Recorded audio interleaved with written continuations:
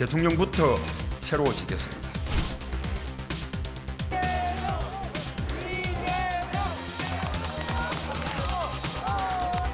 오직 국민, 오직 민생이라는 각오로 민생 경제 회복에 온 힘을 쏟겠습니다.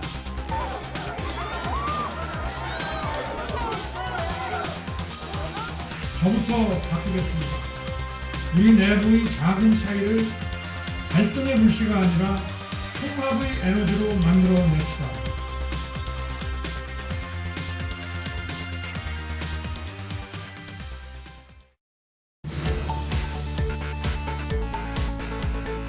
시청자 여러분 안녕하십니까. 본격 시사 토크 명쾌한주입니다. 2022년 새해가 밝았습니다. 올해는 앞으로 5년간 대한민국의 방향을 결정할 대선이 치러지는 해인데요. 새해 첫 방송 명쾌한주는 2022년 대선을 말한다를 주제로 이야기 나눠보겠습니다.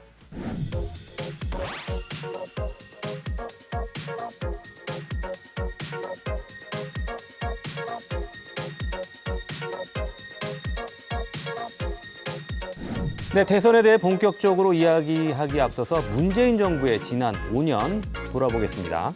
현 정부에 대한 평가가 결국 차기 대선에도 이어질 수밖에 없는 문제인데요. 촛불 집회와 박근혜 대통령 탄핵의 결과로 탄생한 문재인 정부가 제시한 국가 비전, 국민의 나라, 정의로운 대한민국이었는데요. 지난 5년간 민주주의와 정의라는 국정 운영의 원칙이 성공적으로 실현됐는지 이야기 나눠보겠습니다. 예. 홍명한 의원님 이 부분에 대해서 어떻게 평가하시는지 먼저 말씀해 주시죠. 이제 문재인 정부에서 이제 좀 전에 얘기했던 그 국가 비전이 있었고 5대 국정 지표 및 100대 과제가 있었는데 그 상당 부분에 대해서는 요즘 최근 뭐 국정 지지율을 보면은 드러나지 않은가 아마 역대 최고의 어떤 그 지지율을 지금 보이고 있는데 물론 그 100대 과제 중에서 조금 아쉬운 부분도 있겠죠. 예를 들면 이제 주거 문제라든지 그 어떤 부동산 문제 관련해서 많은 비판들을 지금 받고 있습니다만은 그 부분에 대해서는 상당한 그 지지를 지금 받고 있지 않나 이런 부분으로 생각합니다. 네, 지금 현재 그 대통령의 지지율이 그 역대 대통령에 비해서 임기 말인데도 높다는 부분 말씀해 주셨고요. 뭐 이 부분에 대해서 뭐 다른 의견 있으신가요? 2017년 그 대선을 할 때 우리 대한민국 국민들이 바랐던 게 아마 대한민국의 정의 그리고 민주주의를 요망했던 그런 국민들의 촛불 정신으로 탄생한 정부입니다. 하지만 지난 4년을 돌이켜 보면 과연 그런 부분들에 대해서 문재인 정부가 잘하고 있냐를 봤을 때는 저는 아니라고 봅니다. 그 몇 가지 예를 들어보면 뭐 조국 사태라든지 추미애 법무장관의 문제 그리고 가장 문제가 된 부분들은 그 청년들이 신뢰를 보내줬음에도 불구하고 지금 현재는 돌아서고 있다.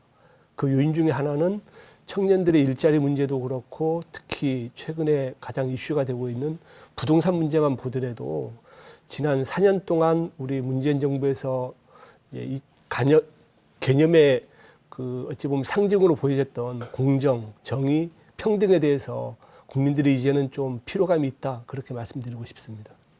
네. 저도 이제 여러 가지 생각이 드는데 일단은 그 문재인 정부 출범에 대한 기대가 상당히 컸다라는 점 분명히 많은 분들이 인식할 겁니다. 근데 이제 그에 걸맞는 정치적인 결과물들 생산했느냐라고 한 질문한다면 상당히 좀 미흡하지 않나라는 생각이 들어요. 물론 이제 지지율이 40%가 좀 넘긴 합니다만 그것에 대한 어떤 기대감이라고 하는 게 분명히 있는 것이고요.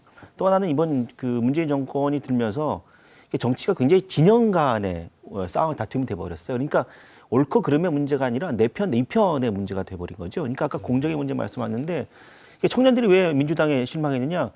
이게 공정을 구호를 많이 외쳤는데 막상 뚜껑을 열어보니까 그게 기득권들만의 공정이라는 겁니다. 그럼 국민의힘도 틀리지 않아요. 민주당도 다르지 않다. 그래서 그런 어떤 부분들에 대한 기득권에 대한 어떤 실망들이 결국 2030들의 결국 마음이 변하지 않았나라는 생각이 드는데 그런 측면에서 보면 좀 문재인 정부는 절반 물론 이제 국민의힘 특히 박근혜 전 대통령에 대한 탄핵 이후에 많은 기대를 했고 일정 부분 그 역할을 한 부분 분명히 있습니다만 그에 걸맞는 어떤 시대 정신이 요구하는 어떤 과제를 제대로 해왔나? 라고 물어본다면 저는 그렇지 못하다. 만약에 문재인 정부가 시대 정신을 제대로 구현했다면 뭐 국민의힘이라나 그 구구 보수 정당은 지금 같은 지지율을 받지 못했을 거죠. 근데 그런 측면에서 보면 좀 상당히 아쉽다라는 생각이 듭니다. 예. 문재인 정부를 평가를 해보려면 그 전에 이제 박근혜 대통령의 탄핵 그때서부터 이제 시작을 해야 될 것 같아요. 사실 뭐 그 이후에 재판을 통해서 유죄 판결을 받기는 했습니다만은 박근혜 대통령이 정치적인 어떤 국민들한테 커다란 실망, 그래서 탄핵까지 이어지는 어떤 그런 과오가 있었던 거는 모든 국민이 이제 다 인정을 하겠죠. 하지만 과연 형사적으로 어떤 정말 국가에 큰 해악을 끼치는 어떤 범죄를 저지른 거에 대해서는 여전히 의문을 가지는 분들이 많을 거라고 생각해요. 근데 어쨌든 그런 정치적인 어떤 그 변화의 과정을, 변화의 에너지를 그 시대는 담고 있었던 것 같고, 그 변화의 에너지를 담아서 선거 과정에서도 나라를 새로 만들겠다. 제조사나라는 어떤 정말 어마어마한 캐치프레이즈를 내고 정권을 잡았는데, 지금 국민의 나라 정의로운 대한민국이라 나서 둘 다 저는 이제 성공하지 못했다. 국민이라고 얘기하면 결국은 모든 국민을 다 아우르는 통합의 어떤 정치가 이루어졌어야 될 텐데, 참 어느 때보다도 심한 어떤 편가르기의 정치가 5년 동안 있었던 것이 아닌가. 그리고 정의라는 부분에서는 그야말로 그냥 우리가 너무나도 이제 입에다 익어서 이제 너무 이제 식상한 말이 돼버린 내로남불로 표상되는 그런 어떤 현상이 정의로운 대한민국을 퇴색시키지 않았는. 그래서 지금 연말에 그 국정 지지율이 다소 올라간 거는 결과적으로 처음에 시작됐던 박근혜 대통령을 사면함으로써 어떤 국민들의 어떤 정서적인 지지를 받고 있는 부분이 있고, 부동산 문제가 아주 첨예해졌다가 약간 완화돼서 반등을 하고 있지만 전반적인 5년의 평가는 저는 좀 냉정하게 보고 싶습니다. 네, 뭐 이 부분 뭐 이 정도로 마무리하겠습니다. 그럼 좀 더 세부적으로 들어가서요. 문재인 정부의 제주 공약은 지켜졌는지 살펴보겠습니다. 4.3 희생자를 배보상을 적극 검토하고 제2공항 조기 개항을 지원한다는 것이 문재인 대통령의 핵심 공약이었거든요. 이 중에서 4.3 배보상 문제는 특별법이 개정되면서 지금 실현되고 있지만 제2공항 문제에 대해서는 결국 결론을 내리지 못하고 차기 정부로 넘겼어요. 문재인 정부의 제주 공약, 정책 어떻게 성공했는지 공가에 대해서 좀 평가해 주시죠.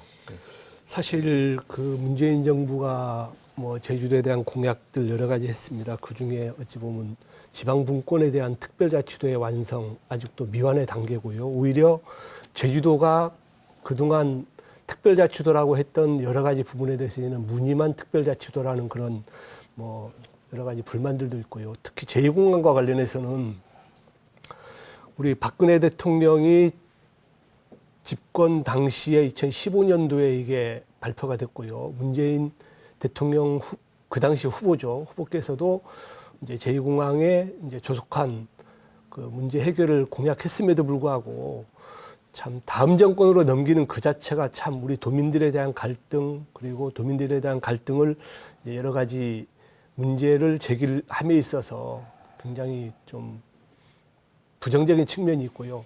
여러 가지 부정적인 측면을 보게 되면 그동안 정부에서 특히 뭐 제가 계속 강조하고 있지만 우리 지역 국회의원들의 역할도 저는 굉장히 큰 그 역할을 했다. 부정적인 측면에서. 그리고 최근에도 김부겸 국무총리께서 말합니다.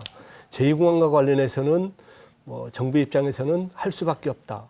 이런 결과를 봤을 때 그동안 7년 동안 뭐 했는지 아마 내년 이제 올해죠. 올해 뭐 대선이라든지 지방선거에 가장 큰 이슈가 될 겁니다. 그래서 저는 이런 제2공항 것만 보더라도 우리 정부가 얼만큼 제주도에 대한 관심이 없었는가에 대한 반증을 하고 저는 생각합니다. 저는 이렇게 생각되는데요.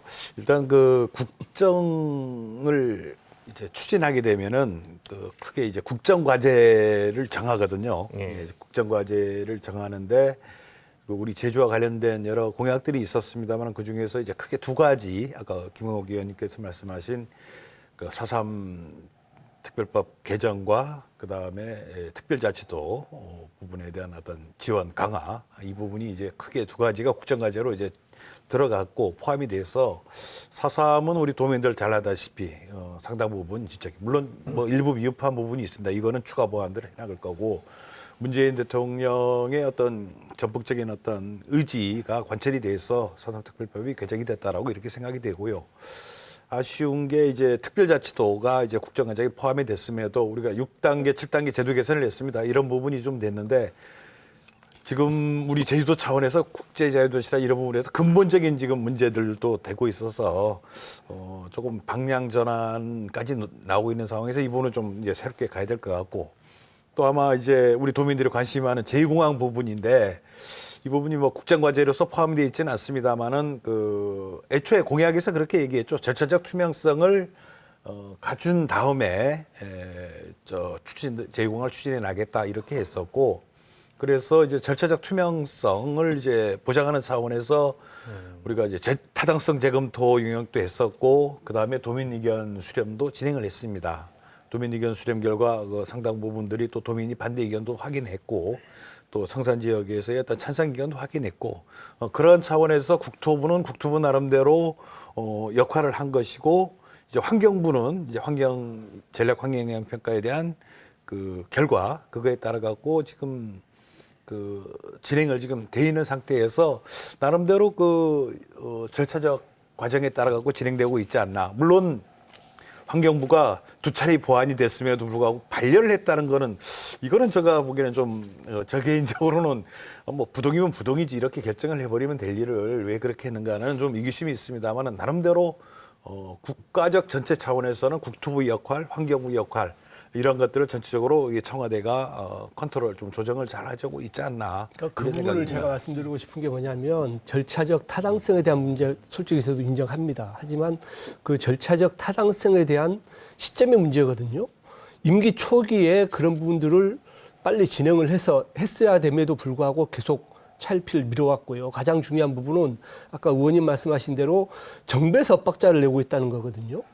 문재인 대통령께서 그렇게 말씀하셨음에도 불구하고 국토부, 환경부에 대한 여러 가지 정부 간의 충돌로 인해서 지금 4년을 끌어온 거 아닙니까? 그래서 이런 부분에 대해서 저는 대통령께서 뭔가 조율을 했으면 저는 이런 사태까지는 안 왔다고 봐요. 그래서 그 부분에 대해서는 자꾸 절차적 타당성을 말씀하시는데 그 시점도 잘못됐고 너무 끌었다는 얘기입니다. 제 얘기는. 그러니까 제가 그 말씀을 좀 드리고 싶은 게 문재인 대통령이 이제 대통령 임기를 거의 맞춰가고 있습니다만은 특징이 그 좀 어떤 그 비판하시는 분 그런 얘기하더라고요. 책임을 지지 않는 리더십이다. 그런 얘기를 하시는데 그러니까 우리가 이제 어떤 법적인 판단이나 이런 것들은 명확한 기준이 있어서 그 판단의 기준을 벗어나기 어렵습니다. 하지만 행정과 정책은 그런 건 아니거든요. 첨예하는 서로 간의 입장이 차일 수가 있어요. 그게 어느 한쪽이 아주 강하면 그쪽을 따라가는 게 순리겠지만 그렇지 않을 때는 정책 주도하는 정책자로서의 결단이 필요한 겁니다. 아니 그 제2공항하고 비교되는 게 원전 그 폐쇄 결정 같은 거는 그거는 그렇게 아주 단호하게 하지 않습니까? 그리고 결과적으로는 그 태양광을 했는데 국민들이 별로 반가워하지 않는 것 같아요. 전국의 그 살림도 많이 되고 공론 조사는 뭐 하긴 했는데 그래서 뭐 근데 물론 저는 제 생각입니다. 근데 그런 거에 비해서 제2공항 문제는 너무나 결정을 그냥 미루자. 내가 결정을 못 내리겠다 결코 그렇지 하는 않습니다. 그런 내심이 퍼져간 걸로 이심전심으로 퍼져간 걸로 저는 봅니다. 그러니까 국민의힘에서는 이제 제2공항을 찬성하신 입장이니까 공격하시는데 저는 이렇게 공격 당하는 이유의 원인 제공을 문재인 대통령이 했다라고 생각이 돼. 현 정부가 했다고 생각이 듭니다. 왜냐하면 제2공항 문제와 관련해서 어렵게 제주 지역이 이제 협의하고 합의했던 결과가 여론조사였잖아요.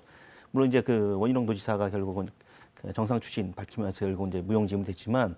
그러니까 제주 지역에서 이런 문제 때문에 대단히 큰 갈등이 있다고 한다면 그 지역에서의 그 갈등 상황을 지켜보는 것이 아니라 만약에 공항이 필요하다고 한다면 제주도에 필요하다고 한다면 그 부분과 관련해서 도민들을 설득하거나 아니면 도민들의 의견이 그 공항이 지어지면 안 된다라고 하는 그 도민의 자기결정권을 인정한다고 한다면 환경부하고 국토부 사이에서 대통령이라고 하니 고도의 정치권을 행사했어야 됩니다.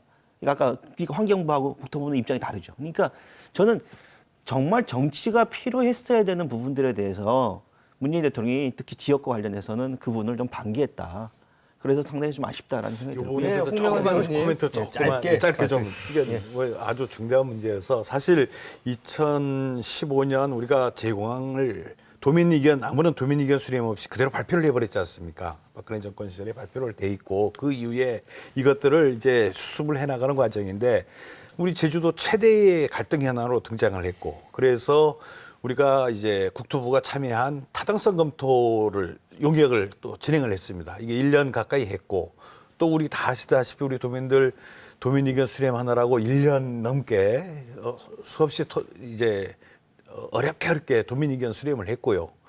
또 전략 환경 평가 보완 재보완 보완 재보완 이 2차례 넘게 이루어졌고 자 이러다 보니까 4년이 흘러버린 거지요. 뭐 그동안 아무것도 안 했다 이렇게 하시는 거는 조금 과한 것이다 이런 말씀드립니다. 여러 가지 문제, 정책 문제에 대해서 대통령께서 정책적인 판단을 못하고 미뤘다는 게 책임이라는 겁니다. 빨리 했어야죠. 그걸 못했다는 거지. 아까 의원님 말씀하신 부분도 맞아요. 근데 그 부분을 못했다는 수렴을 해야 되잖아요. 어느 정도 적당히 해야죠. 자, 뭐 이 부분은 뭐 평가가 엇갈리는 부분이어서요. 저희가 이제 본격적으로 대선 이야기를 해야 되니까 다음 주제로 넘어가도록 하겠습니다. 차기 대선의 이제 기본적인 성격과 구도에 대해서 먼저 짚고 넘어가야겠는데요. 정권 재창출인지 정권 교체인지 초반에는 그 정권 교체론이 좀 그 여론조사에서도 앞서는가 했는데 최근은 격차가 많이 좁혀졌어요. 그래서 한 가지 소개를 해드리면 MBC가 새해를 맞이해서 실시한 여론조사에서 정권 교체를 위해 야권 후보가 당선돼야 한다 47.5%, 정권 재창출을 위해 여권 후보가 당선돼야 한다 43.5%였습니다.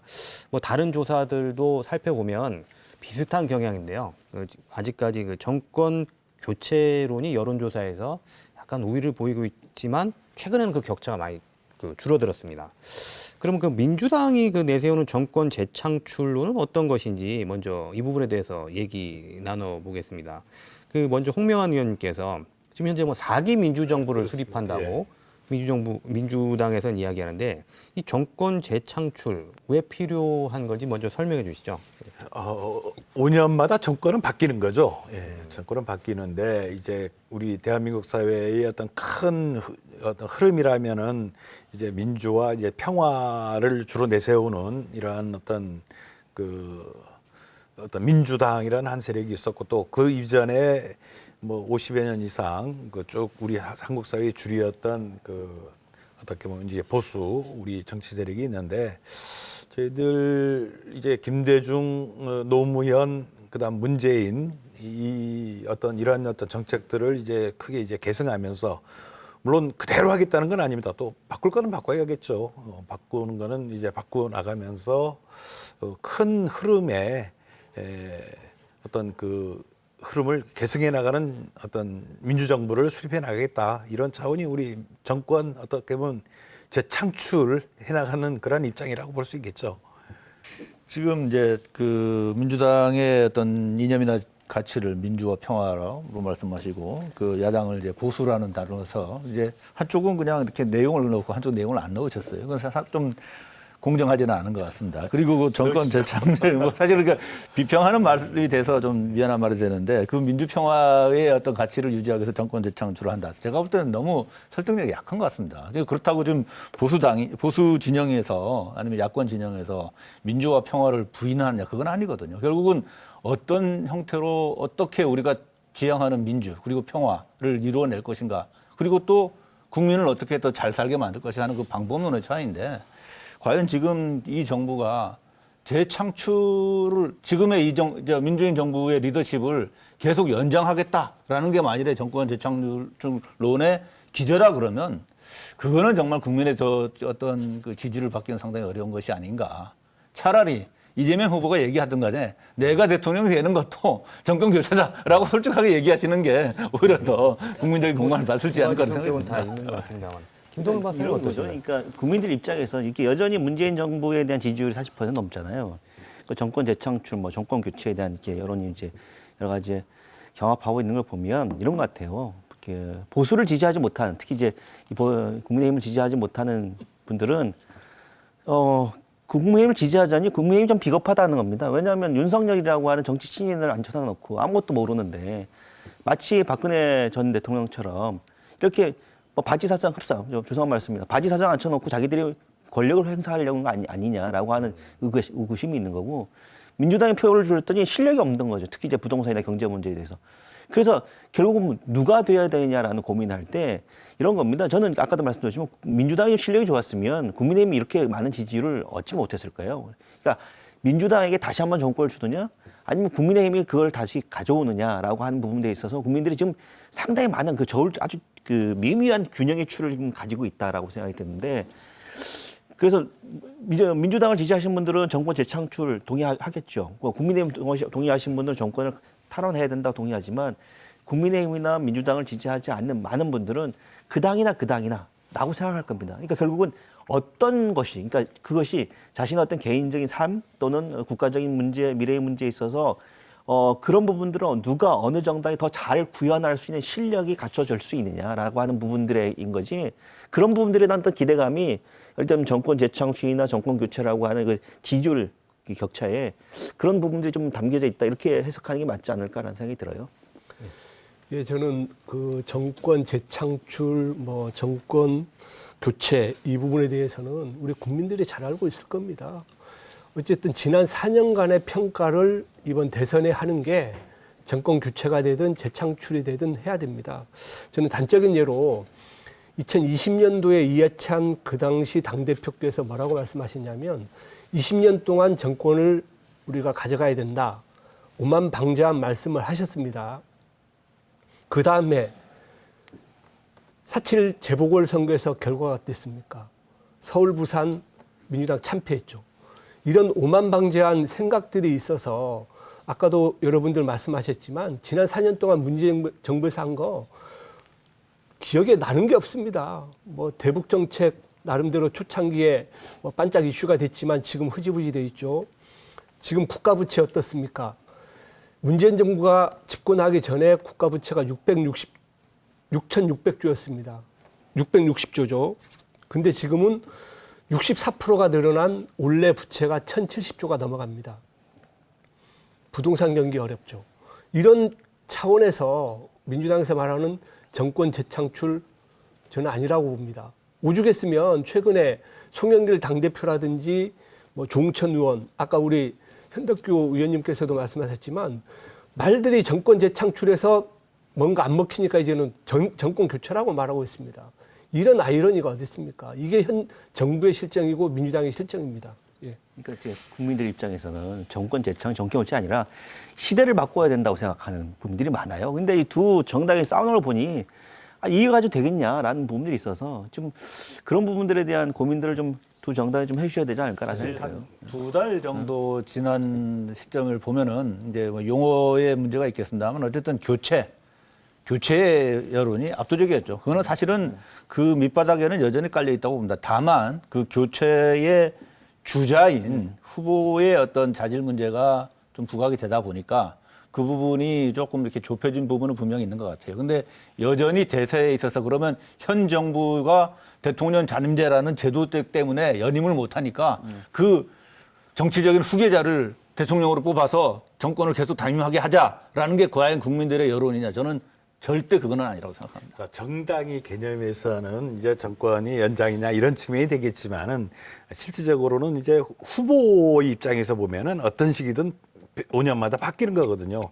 우리 차기는 우리가 이재명이라는 우리는 후보는 선출을 해서 이재명 후보가 문재인 정부의 잘한 부분은 계승하고 그다음에 일부 잘못된 부분들은 고쳐나가겠다 이렇게 하고 있는 거거든요. 그래서 안정적인 어떤 개혁을 해나가겠다 이런 거고 이거에 대해서 강론적인 정책을 또 제시를 하고 있습니다. 이런 거에 대해서 이제 보수 정당에서는 나름대로 그에 맞는 정책과 공약들을 제시하면서 또는 후보가 제대로 된 후보를 선출했는지 이걸 판단을 국민들이 이제 내리는 거죠. 이제 앞으로 60일 후에 아마 그 속에서 나름대로 자기들 논리와 어떤 그 전개들을 해나가면 되지 않을까 그렇게 생각합니다.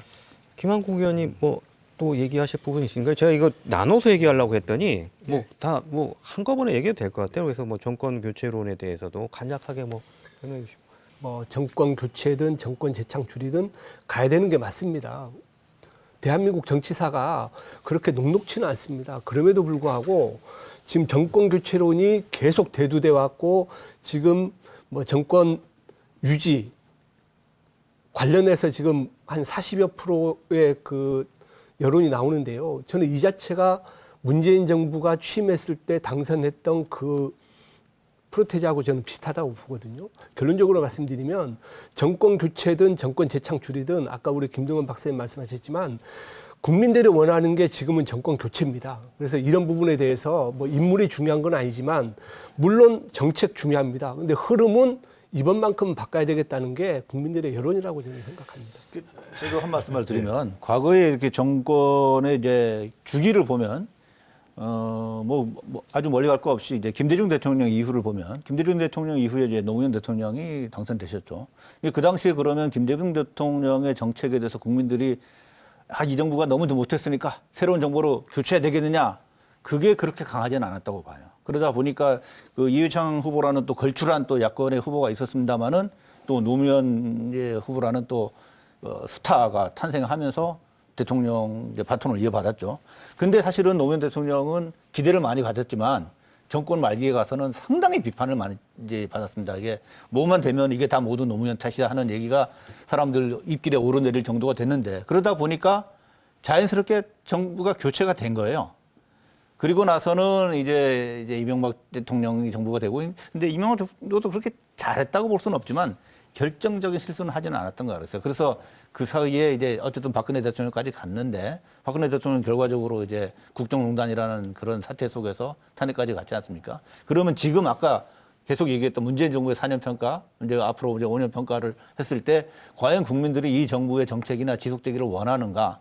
저는 아닌가. 지금의 여론조사에 수치했던 것이 아니라 기반에 있어서는 바꿔야 된다는 건 국민의 어떤 기대가 있는데, 문제는 바꿀 바란다 해서 그냥 바꿔지는 게 아닙니다.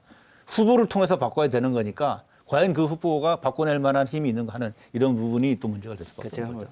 왜 문재인 정부에 대한 지지율이 40%는 넘느냐. 이게 국민의힘이 잘 모르는 것 같은데 이런 겁니다. 저는 이제 그 이명박 박근혜 정부 들어서면서 많은 분들이 이게 시대가 퇴보했어요. 이걸 우리 정치사의 퇴행입니다. 그 퇴행을 경험하고 나니까 그 결국은 두 전직 대통령의 구속으로 이제 결과적으로 나타나지 않습니까? 그렇기 때문에 많은 국민들이 국민의힘이 다시 정권 잡는 거 끔찍하다 이렇게 생각하시는 분들이 여전히 많다라는 겁니다. 왜냐하면 많아요. 그렇기 때문에 그래서 문재인 정부가 실수를 하고 실패했다 하더라도 끔찍하다는 끔찍하다는 표현은 잘못된 게 지금 정당 지지율을 보더라도 거의 같아요. 그렇게 말씀하시면 아니 예를 들면 제가 말씀드리니까 표현을 좀 자제해 주시기 바랍니다. 문재인 정부에 대한 지지율이 이렇게 있다는 건 그러니까 일부에서 그런 거예요. 그러니까 국민의힘이 다시 정권을 잡는 것에 대해서 상당히 반감을 받는 국민들이 여전히 있다는 거거든요. 그 얘기는 뭐냐면 지금 국민의힘에서는 지금 문재인 정부 실정을 얘기하지만 국민의힘이 이 이명박 박근혜 정부 들어서도 제가 시대를 퇴겠다, 역사를 퇴보시킨 정권이잖아요. 그러니까 그런 부분들에 대한 그러니까 문재인 정부가 잘하고 더불어민주당이 잘했다고 한다면 이미 국민의힘의 지지율은 지금 지지율보다 3분의 1로 떨어졌어야 돼요. 전직 대통령에 관한 부분은 그분들이 돼요. 정치적인 그리고 법적인 지금 어떤 그 평가를 받고 처벌을 받고 있는 와중에 있지 않습니까? 그래서 국민들은 그런 정도로 마무리된 과거의 일은 흘려보냅니다. 문제는 기대에 부응했냐는 거죠. 과거의 어떤 잘잘못을 따라서 재판을 하는 게 선거가 아니라 기대에 부응했느냐, 그리고 앞으로 어떻게 할 것인가를 평가하는 건데, 그런 정부에서는 문재인 정부에 후한 점수를 줄 수가 없고, 그게 어쩌면 이 선거의 중요한 포인트가 될 수밖에 없다는 겁니다. 어쨌거나 이제 그 정치라는 게 어떻게나 견제와 균형 이 속에서 서로 이제 새가 좌우의 날개로 같이 날아야 되는 거 아니겠습니까? 그러다 보니까 보수와 어떤 이 진보 양축으로 해서 지금 양당 체제로 지금 운영되는 구조인데, 이제 앞으로 이제 60일 후에 이제 심판을 받을 겁니다. 받으려면은 양당이 과연 제대로 온 후보를 내느냐, 그다음 제대로 온 정책을 지금 제시하고 있느냐, 이런 거에 대해서 국민들에게 심판해 줍시다라고 상품을 내놓은 거 아니겠습니까? 그래서 저희 민주당 입장에서는 그래도 과거 우리 김동연 박사님 얘기했듯이 과거로 되돌아가기보다는 나름대로 어떤 국민들에게 설득을 할 수 있는 후보를 지금 선출을 했고, 나름대로 좀 공격도 많이 정치적으로 공격도 받고 있습니다. 그렇지만 그거는 서로가 검증의 과정이고, 이 검증의 과정을 통해서 최종적으로 이제 받을 건데, 저희는 뭐 이대로 가면 승리할 거라고 봅니다. 어떤 세력이 집권하는 것이 정당한가, 이 부분의 논쟁은 이 정도로 마무리하고요. 자, 대통령 사람이 하는 거니까 그럼 뭐 인물에 대해서 이야기해 보겠습니다. 차기 대통령 과연 누가 적임자인가? 먼저 이재명 후보에 대해서 먼저 이야기해 보겠습니다. 민주당의 이재명 후보. 지금 과거의 민주당의 후보들과는 약간 좀 다른 이미지도 있다는 평가가 있어요. 행정가로서 지금 평가를 지금 받아왔고 정책에 대한 이해도도 높다. 뭐 이런 평가도 받고 있고요. 반면에 이제 비판하는 측에서는 포퓰리즘이다. 말을 바꾼다. 뭐 이런 부분도 있는데 홍명환 의원께서는 뭐 이재명 후보 방금 말씀하셨는데 왜 적임자인지 좀 말씀해 주시죠. 우리 우선 아무래도 우리 민주당의 선거에 이제 경선에 참여했던 분들이 일단 선출한 결과이고 저 개인적으로는 그렇게 생각합니다. 지금까지는 상당히 여의도의 국회의원들 중심으로 이제 대선 후보가 선출되었는데 이분 같은 경우는 행정가거든요. 성남시장 8년, 그다음 경기도지사를 하면서 상당히 이제 실력으로 검증을 받았다. 각종 정책들, 지금 시도지사 업무 지지 해보면은 이제 거의 70%에 가까운 경기도민들의 지지를 받아서 충분히 실력으로 검증돼 있고 또한 대한민국이 돌아가는 게 중앙정부만으로 돌아가는 게 아니라 자치단체, 지방자치단체와 같이 맞물려서 돌아가야 되는데 일단 지방자치단체를 운영해 본 경험이 있기 때문에 향후 대한민국을 이끌어 나가거나 운영해 나가는 능력이 국정 운영 능력이 저는 상당히 탁월하지 않나 이런 부분에서 있고 그다음 여의도 정치권의 어떤 경험이라든지 이런 부분들이 조금 미흡한 부분들이 있습니다만은 이런 거는 우리 민주당의 어떤 지원과 지지 협업 속에서 풀어나갈 수 있고 그래서 상당히 문재인 정부에서 약간 미흡했던 부분들을 보완해 나가면서 풀어나갈 수 있는 상당히 안정적이고 지속적인 개혁. 문재인 정부에서 5년 동안 못했던 것들이 많거든요. 이게 시간이 짧아서 못한 부분들을 향후 5년 속에서 지속적으로 추진해 나갈 수 있지 않을까. 그래서 저는 이재명 후보가 상당히 어떻게 보면 적임자가 아닌가 이렇게 생각합니다. 이재명 후보에 대한 평가에 어떻게 보면 동의하시나요? 어떻게 보시나요? 저는 동의할 수 없고요. 예. 그동안 이재명 후보께서 이제 이미지를 어떤 식으로 했냐면 서민적 이미지를 굉장히 강조를 했었습니다. 근데 지금 현재 드러나고 있는 여러 가지 문제점들을 보면 본인과 관련해서 여러 가지 형수에 대한 욕설 파문 문제, 그리고 아들에 대한 불법 도박의 문제, 그리고 조카를 변호함에 있어서 여러 가지 피해자들에 대한 어찌 보면 도덕적인 문제, 이런 것들을 보더라도 저는 이재명 후보가 그동안 비춰왔던 그런 서민을 위한 그런 후보가 아니었다고 생각하고요. 특히 또 최근에 이슈가 되고 있는 대장동 개발 사태와 관련해서도 유동규가 지금 구속돼 있고요. 유한기, 김문기 이 두 분이 지금 자살을 했고요. 이런 부분에 대해서도 사실 서민적인 입장에서 봤을 때는 그 땅들을 빼앗긴 서민들 입장에서 봤을 때는 굉장히 상실감이 컸을 겁니다. 그럼에도 불구하고 지금도 대장동의 몸체는 자기가 아닌 우리 국민의힘이라고 하고 있거든요. 국민들이 납득할 수 있겠습니까? 전혀 그렇지 않습니다. 네, 김동연 박사님 자연스럽게 반론하시죠. 근데 반론이라기보다는 예. 이런 겁니다. 그러니까 지금 도덕성이 이번 대선에서의 중요한 판단 기준이 아닌 것 같아요. 아까 이재명 후보 대장동 운용 얘기하고 여러 말씀 얘기하셨지만 윤석열 후보는 다른가요? 오죽한 본부장 리스크라고 해서 본인에 대한 얘기들. 그리고 늘 공정 얘기하지만 자신의 아내와 장모에 대해서는 좀 더 다른 잣대를 두고 있는 것이고요. 윤호진 씨와 관련된 여러 가지 의혹들이라든지 보면 윤석열 후보도 흠결이 상당히 많은 후보죠. 그리고 지금 나오는 거 보면 정책적으로 공부가 돼 있느냐라고 하는 측면에 본다고 한다면 글쎄요, 그렇지 않다라는 생각이 들어요. 정치 신인이기도 하고.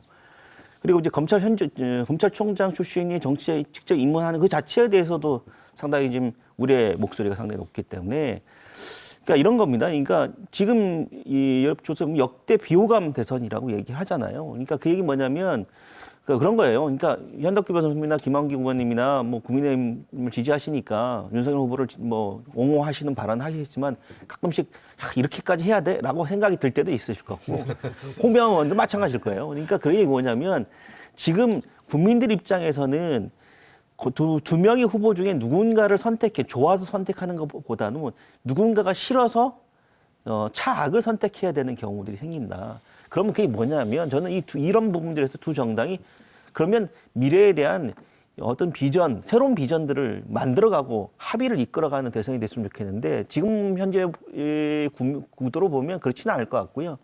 결국은 이제 그게 상당히 좀 안타깝긴 하지만 근데 그런 거예요. 그러니까 국민의힘 윤석열 후보보다는 이재명 후보가 낫다라고 생각하는 사람들도 일정 부분 있을 거고 그래서 결국은 이게 이번 대선에서 그런 어떤 그러니까 상대 후보보다 단 1% 얼마라도 낫다라고 하는 판단이 든다고 한다면 그 후보에 대한 지지를 하실 분들이 많지 않을까라는 생각이 듭니다. 그런 측면에서 보면 윤석열 후보 옹호하기 좀 그렇죠. 조금 칭찬도 좀 해주시고요. 현덕규 변호사님 어떻게 생각하시나요? 이재명 후보에 대해서 뭐 냉정하게 평가하면 지극히 비도덕적이다. 하지만 능력은 있다. 그런 정도로 말씀드릴 수 있을 것 같아요. 그리고 운도 좀 따랐던 것이 경기도지사 아까 지방자치단체장 중에서 그 행정 지지도가 높다 그러는데 경기도지사는 상당히 유리한 지역입니다. 그러니까 서울이라는 우리나라의 코어를 갖고 있고 그 주변을 다 둘러싸고 있는 게 경기 지역이잖아요. 그러니까 우리나라의 자원과 인적 자원과 어떤 물적 모든 것이 모여 있는 지역이에요. 거기서 지사를 했으면 만일에 거기서 잘못하면 아예 대선 나올 생각 못 하고 그냥 집에 가야 되는 거고 거기서 잘하면 어느 정도는 이제 평가를 받고 들어가는 거죠. 그런 면에서는 운도 있는 것 같고. 근데 이제 지금 아까 우리 김한국 의원께서 얘기했던 그런 얘기들을 하나하나 들어보면 참 인간적으로는 참 이런 사람은 우리가 지도자로 받아들여야 되나. 아니 친구가 되는 것도 사실 부담스럽고 좀 거시기 한데 이런 사람을 나라의 대표와 정책의 결정과 나라의 운명 그리고 단지 5년이 아니라 그 이후 파급 효과를 끌어갈 그런 대한민국의 지도를 만들어야 할 때는 선뜻 마음이 안 가는 건 분명한 사실입니다. 예, 그 그러면은 기준은 윤석열 후보도 마찬가지예요. 자, 그럼 윤석열 후보에 대해서 이야기해 보겠습니다. 윤석열 후보 이분은 또 그 진영을 가리지 않고 권력에 맞선 검사. 약간 좀 투사적인 이미지가 있어요. 그래서 현 정부의 대척점에 서서 강한 비판을 지금도 쏟아내고 있는데 정책적인 부분에서는 좀 추상적이다 이런 또 비판이 또 최근에 나오고 있죠. 그럼 김한국 의원님이 윤석열 후보 과연 왜 적임자인지 말씀해 주시죠. 사실 윤석열 후보는 문재인 정부의 사람입니다. 문재인 정부 때 검찰총장을 했고요. 그리고 문재인 정부 때 버려진 사람입니다. 이 내용을 보더라도 사실 국민들이 봤을 때 참 이상하게 생각할 수 있겠지만 그만큼 강직합니다. 타협을 안 합니다. 이제 국회에서 답변한 내용 중에 하나도 자기는 국민들의 충성할 뿐이고 국민만 바라보겠다고 했습니다. 그런 강직함이 이번 대선 경선 과정에서도 통했고요. 지금 현재도 어찌 보면 국민들이 바라고 있는 어찌 보면 사이다 같은 그런 정책 추진력이 있습니다. 그래서 저는 아까 김동연 박사님께서 이재명 후보나 윤석열 후보나 도찐개찐이라고 말씀하시는데 도찐개찐 맞습니다. 이번 대선은요, 저는 5%의 싸움이라고 보거든요. 그래서 얼만큼 아니 그 부분은 제가 동의를 합니다. 다 거기서 거기입니다. 거기서 거긴데 앞으로 남아 있는 60여일 동안 얼마나 많은 정책을 이제 국민들한테 부여드리고 국민들로부터 판단을 받을 건데요. 저는 윤석열 하면 추진력이 있다. 그리고 국민만 바라본다는 그 한마디로 윤석열에 대한 상품성을 말씀드리고 싶습니다. 동의는 안 하시겠죠? 아니요. 저도 동의하시나요? 일정 부분 동의하는 부분은 예를 들면은 그 황교안 권한대행 시절에 그 현직 대통령을 구속을 시켰지 않습니까? 박근혜 대통령을 이제 구속을 시킨 그런 어떤 기계라든지 또는 나는 사람에 충성하지 않는다. 이런 어떤 국민들의 뇌리에 아주 박히는 여러 정치적 발언들을 했었고 그런데 사실 문재인 정부의 인사에 있어서 몇 가지 실패 사례를 듣는데 꼭 끼어드는 게 우리 최재형 감사위원장 그다음에 윤석열 검찰총장 인사에 대해서 이거는 문재인 정부의 인사 실패가 아니냐 이런 비판도 많이 있습니다.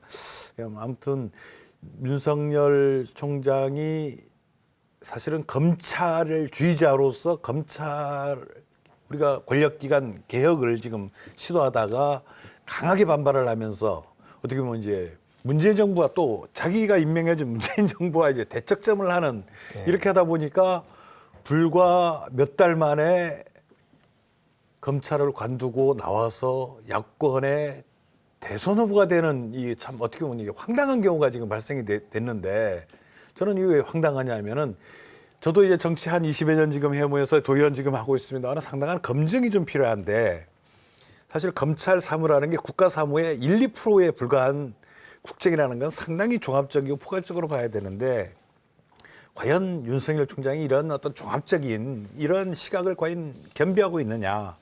그래서 최근 여러 정책 발표라든지 이런 거에서 국민들이 자꾸 고개를 좀 갸웃하고 한때는 얼마나 그 지지율이 높았습니까? 그렇지만은 이제 한 달, 두 달 지내가 보니까 이거 아닌데 이상하다 이런 생각을 갖고 있는 게 아닌가.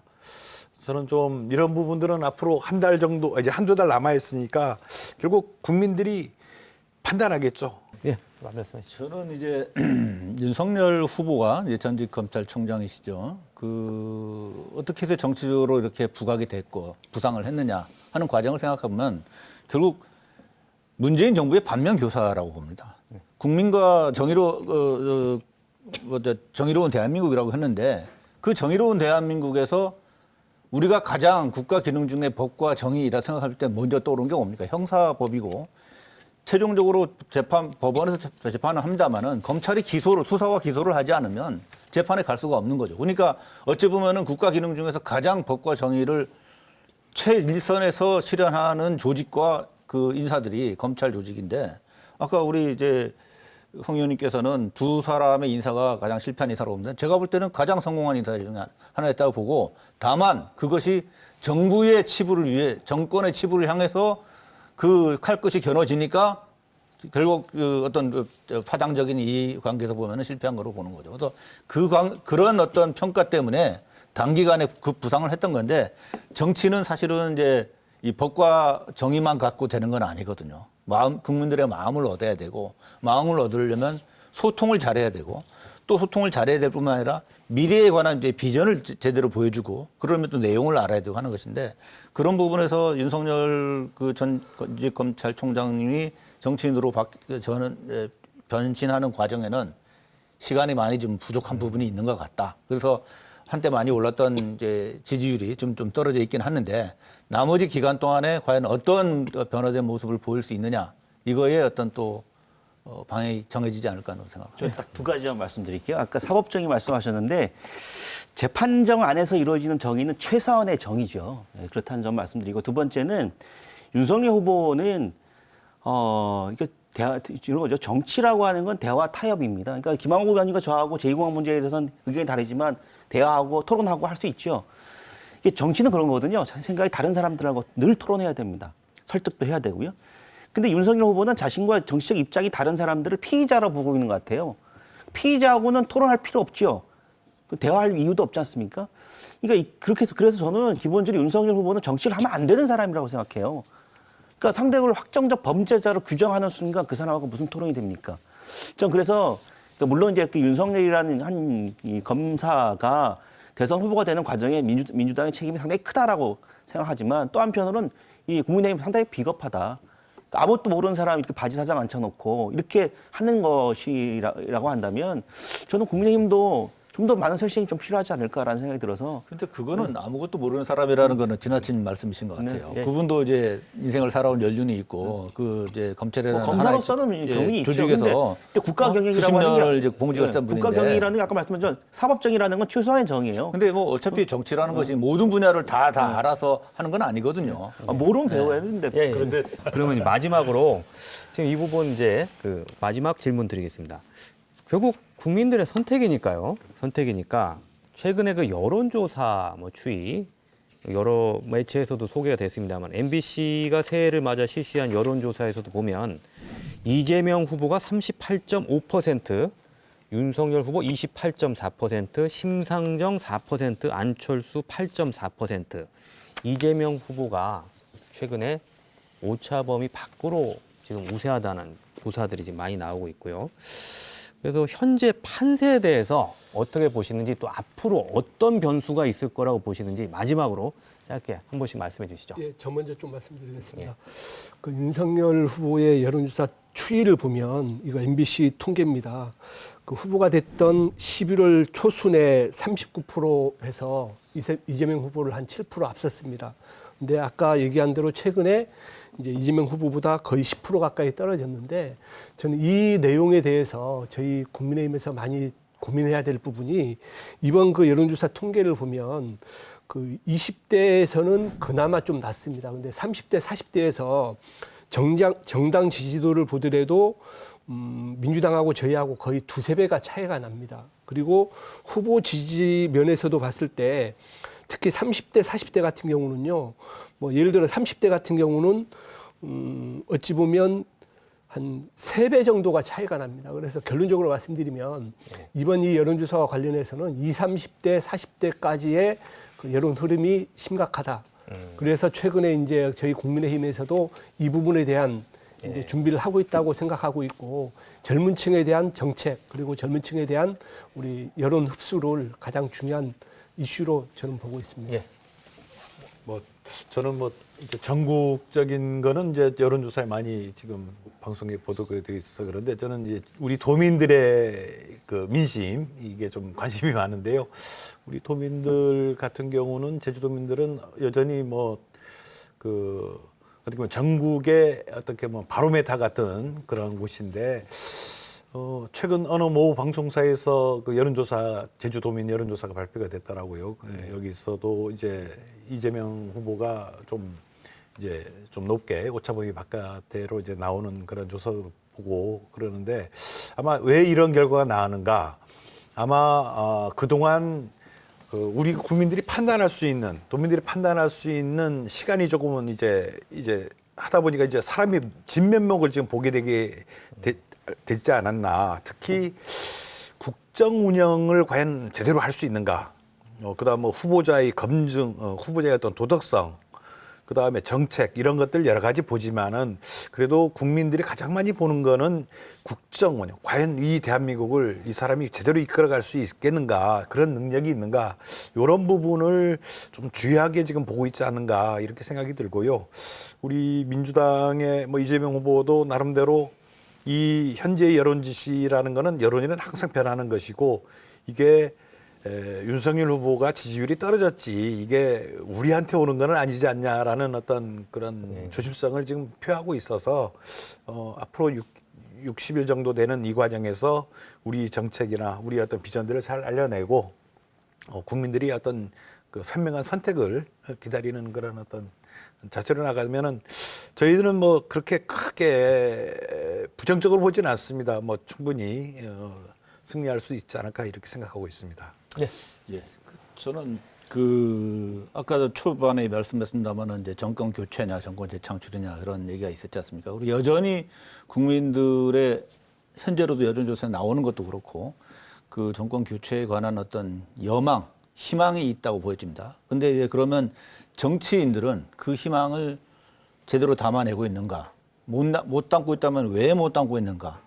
자기가 어떻게 부상을 했고 왜 그거를 유지하지 못하는 거에 대해서 정말 뼈를 깎는 반성과 그 어떤 그 변화가 있어야 된다고 생각합니다. 황골탈퇴 수준의 변화가 있어야 되는 것이고 이거는 후보 개인의 문제도 아니고요. 그 후보가 몸담고 있는 조직과 정당의 문제이기도 하고 왜 국민의 여론이 유리한 지형을 갖고 있음에도 불구하고 이거를 못 담아내는가를 심각하게 고민을 하고 황골탈퇴 수준의 변화가 있어야 되고 그 변화의 끝에 어떤 결론이 내려질지는 아직까지는 충분히 지켜볼 시간들이 남아있다. 국민들은 엄중한 시선을 가지고 양쪽 정당뿐만 아니라 가능성 있는 모든 후보들을 예의주시하고 있다.